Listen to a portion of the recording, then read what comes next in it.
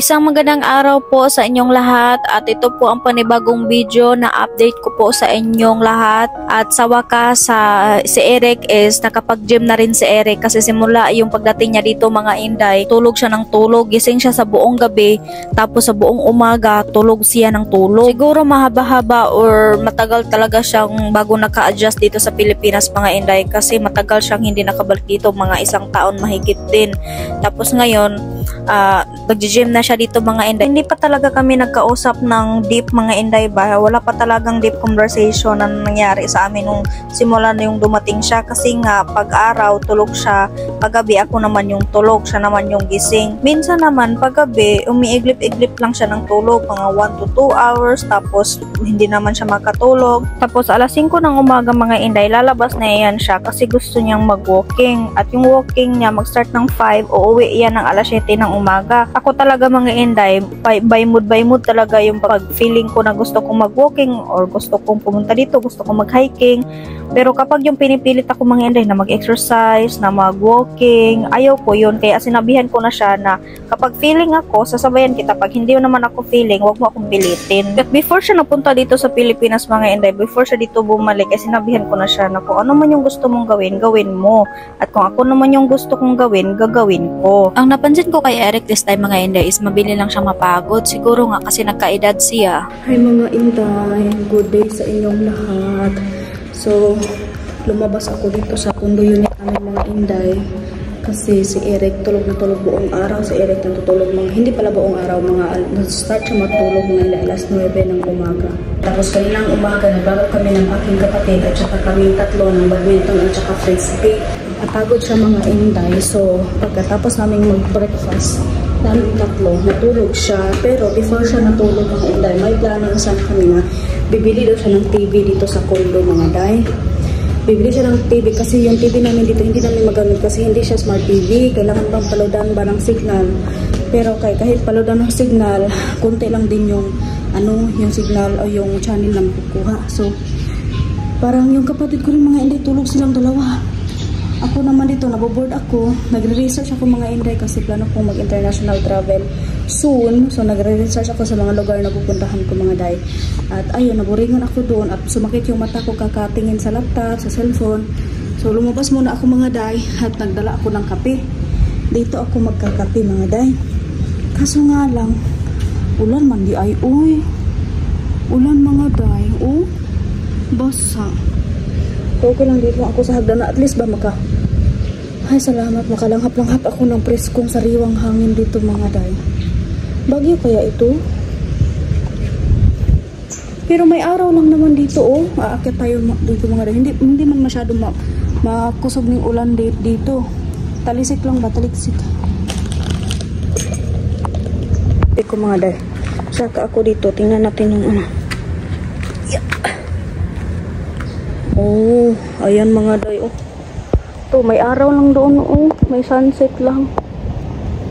Malakas talaga yung ulan doon. Oh. Malakas yung ulan doon mga Inday. So, dito lang muna ako. Kape-kape. Uy, ulan. Talagsikan akong kape.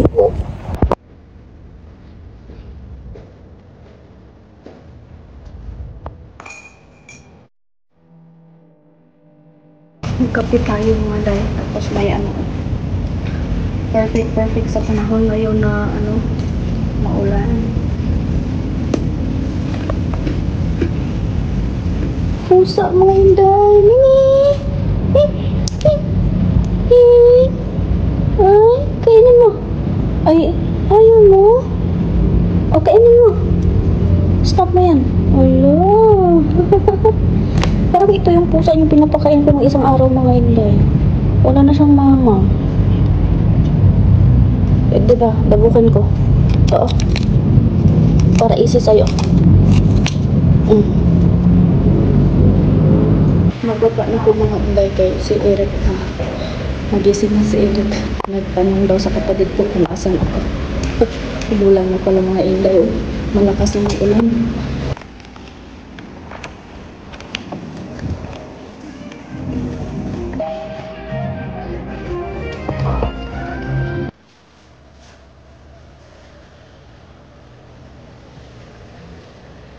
ganda ng sunset mga inday. Oh, maulan pa.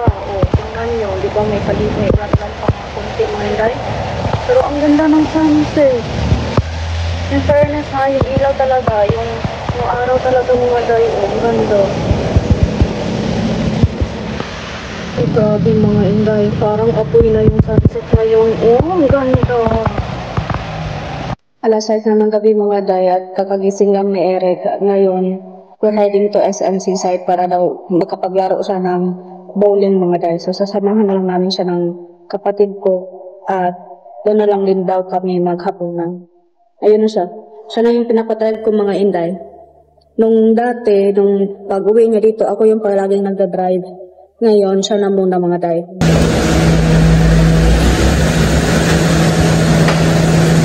Thank you. Thank you. You're welcome.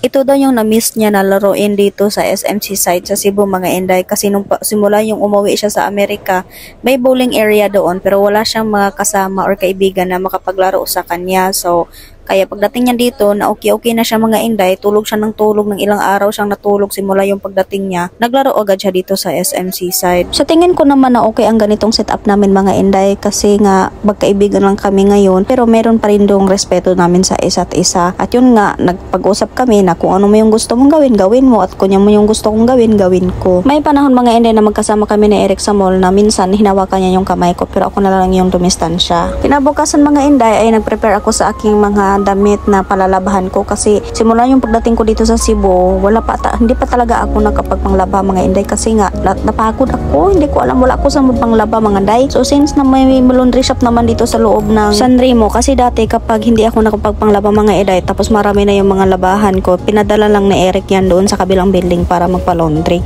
Mga day, naging ko muna itong mga lago ko mga day doon sa kabilang building magpapa-laundry ako. Kasi walang machine dito mga day. Tapos wala ako sa mood na maglaba kasi maliit talaga yung nila dito. Maliit yung sink nila dito ba. Tapos marami yung labahan ko. Si Eric mga inday, simula talaga yung dumating siya dito mo. Hindi talaga kami nagkaroon ng deeper conversation kasi pag araw tulog siya, ako gabi tulog ako. Hinila ko na lang niya parang basurahan yung mga damit ko dayoy kasi nabigbigatan ako. Parang okay naman kami sa sitwasyon namin ngayon mga inday ba na magkaibigan na lang kami pero may respeto pa rin kami sa isa't isa. So iklaro ko lang po sa inyong lahat mga inday no na magkaibigan lang po kami ni Eric ngayon at may respeto lang po kami sa isa't isa at nakatira po ako sa kondo kasama siya pero magkaiba rin kami ng kwarto at may kasama din kami mga inday yung kapatid kong lalaki. Let's see hanggang kailan kami ganito mga inday na ganito yung setup namin na magkaibigan lang kami. At sana this time na kahit magkaibigan lang kami mga inday is andun pa rin yung respeto at saka closeness at saka yung pagmamahala ng pamilya namin sa kanya mga day. Mga day, nag-iba pala sila ng protocol sa paglo-laundry. Kailangan na pala 2 to 3 days bago ko makuha mga day. Tapos hindi na pala sila dito naglo-laundry, dadalhin pa sa labas. So matagal pa makuha kaya deraho na lang po na kuya. Oran ako nagbalik kundo mga day kasi sa labas na lang ako magpapalundry. May sasakyan naman eh. Bumili na ako ng sito mga day. Tapos kailangan isulat kung ano yung laman ng kung ano yung ipapalundry mo. Yung mga damit ko mga inday, hindi ko binilang ba kung magkano yung pants ko, magkano yung damit, lahat mga inday. So sabi ko sa labas na ako magpapalundry. Did you get? No. Okay. Hello mga day, sa wakas, nagising na rin si Kuan, si Eric. What are you doing? Huh? I'm getting ready. Hello, hello. Mayong buntag. Good evening. Hapon. Hapon. Hapon. We're going to Robinson Galleria today to look for a television, a TV, and a Christmas tree. And we will be decorating the Christmas tree and having fun and preparations for Christmas Day. Christmas Day. So sa wakas mga inday, nakagising na rin siya. Tapos makaalis na din kami. Tapos hindi na lang sasama yung kapatid namin mga inday kasi may gagawin daw siya. So may online class yung kapatid ko mga day. So kami na lang daw dalawa mag-ano. What you doing? Kami na lang. Let's go. Kami na lang daw dalawa. Yung electric fan. Yes. Kami na lang daw dalawa yung maghahanap ng Christmas tree at saka TV mga day. Tapos ako na muna yung magmamaneho kasi one time pinamamaneho ko siya. Sobrang haras day. Naawa ako sa sasakyan. Ay! The laundry? Yeah. Google, stop. Hey Google. Hey Google, stop. Mag-Google kasi kami mga day. Yung music ba? Can we just stop in the laundry shop to drop our laundry? Yes. Drop na lang namin yung damit ko mga inday. A gentle dog. Lights off. Good. I'll get that. You got that? Someone is being gentle, huh? Ako na yung magdadrive. Naawa ako sa sasakyan mga day. Grabe. Para talagang nag-drive siya ng sports car. Yung nagmamaneho. Ulan dito nung isang gabi mga day. Iniwan ko si Eric nung isang gabi. Nagdaag ko dito sa akong amiga sa Talisay. Iniwan ko siya dito. Umuwi ako mga alas 11 na. Alas 11 na ako umuwi dito mga day ba. Pagdating ko, ayun, gising. Kasi si Eric mga day, himala nga kayo ngayong araw. Hindi nakatulog. Simula kasi yung pagdating niya dito, minsan lang kami nakakalabas na kaming dalawa magkasama kasi ano day, lagi siya natutulog. Parang yung gabi niya ay araw at yung araw ay gabi niya.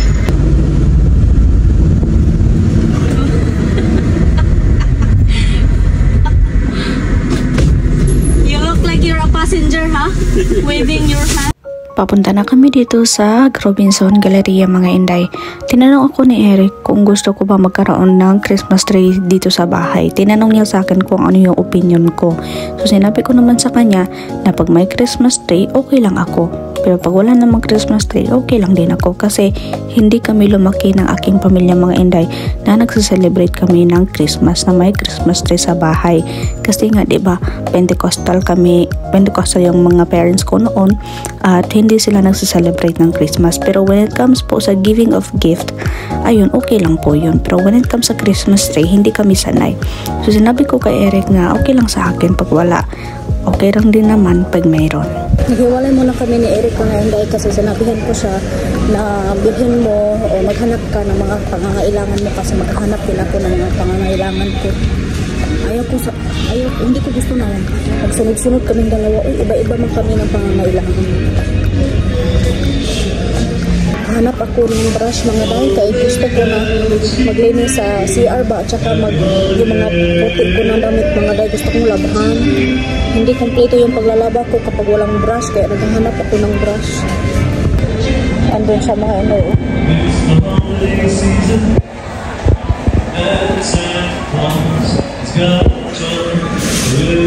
Punta ako dito.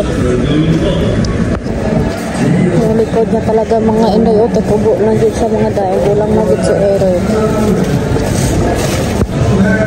Hindi pa talaga ako nakatry ng mga ganitong meat mga day ba. Ang mahal-mahal kasi. Pero soon mga day, matry ko din itong kainin o lutuin. Imported kasi ito from UK. Mahal na mga presyo o. Pero gusto ko talaga ito i-try one day mga day. Yung wala si Eric, yung ako lang. Sa puntong ito mga day ay kumuha na si Eric ng 50 inches na TV kasi nga doon sa condo mga day yung TV namin doon is 40 inches lang pero hindi po siya smart TV, kailangan pang palodan ng signal. So ito mga inday, kinausap na namin yung mga salesperson dito at itong TV I think mga nasa 18,000 yung bili niya dito. Ako mismo yung nag-suggest sa kanya mga inday na bumili siya ng TV kasi nga asanay si Eric na magtingin-tingin lang ng TV kasi nga matanda na siya na nasa bahay lang siya para may aliw-aliw naman siya mga inday pa. Kasi nga hindi pwede na everyday or every araw akong kasama siya mga inday. Everyday ako andyan sa tabi niya kasi magmukmuk lang talaga ako mga day. At alam niyo naman na may plano ako mag-international so hindi pwede na kami lang dalawa talaga dito mga day. So bumili siya para maaliw siya. This is a nice one. Yeah. It's simple.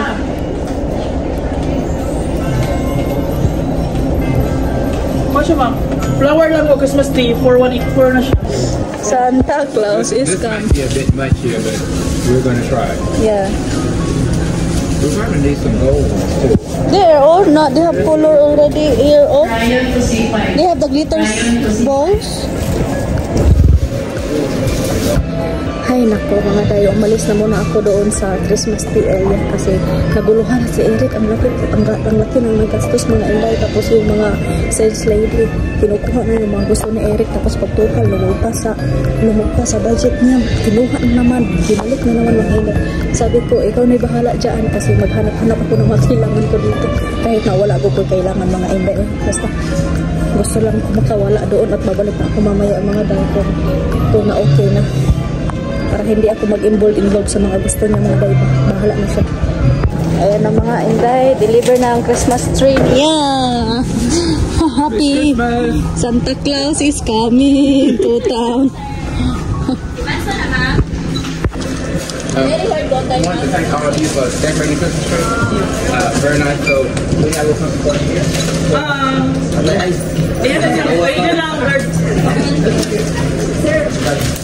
Si Sir Joseph, sir. Thank you. Thank you so much. Thank you. Thank you. Thank you sa vlog. Thank you sa vlog. Thank you.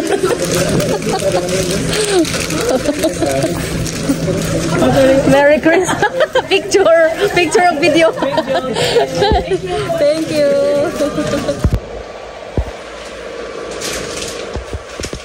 Gusto niyang ilagay yung Christmas tree sa gitna mga day.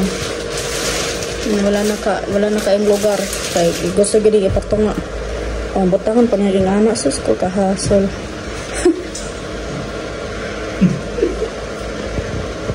Kung saan na nag-ako yung mga limpyo ani oy. Sagdaan na lang nako ni siya. Gawin niya kung ano yung gusto niya mga inday, hindi na ako papalag. Ako hindi ko gusto na ilagay dyan sa gitna kasi wala na kaming lugar. Gusto ko sana na kunin itong lamesa na itong maliit o. Tapos dyan ko ilagay. Pero di man siya gusto. Gusto mo niya ipatunga. Are you okay? Yung outlet andun pa doon andun na kung manilhig ko bahala na siya ang masunod. Wala naman kaming pakialamanan kung anong gusto sa isa't isa, gawin lang. And then when you watch TV you cannot see the full TV because there's a Christmas tree. Oh. You cannot see the whole TV because the Christmas tree is there. Plug it in.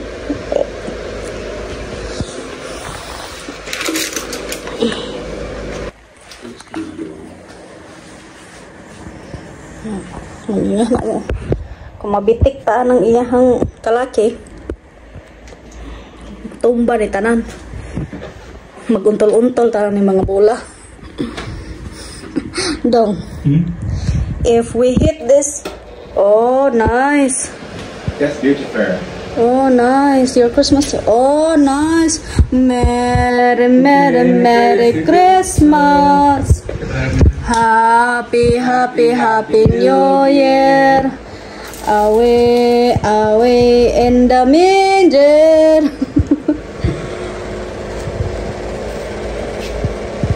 Nice.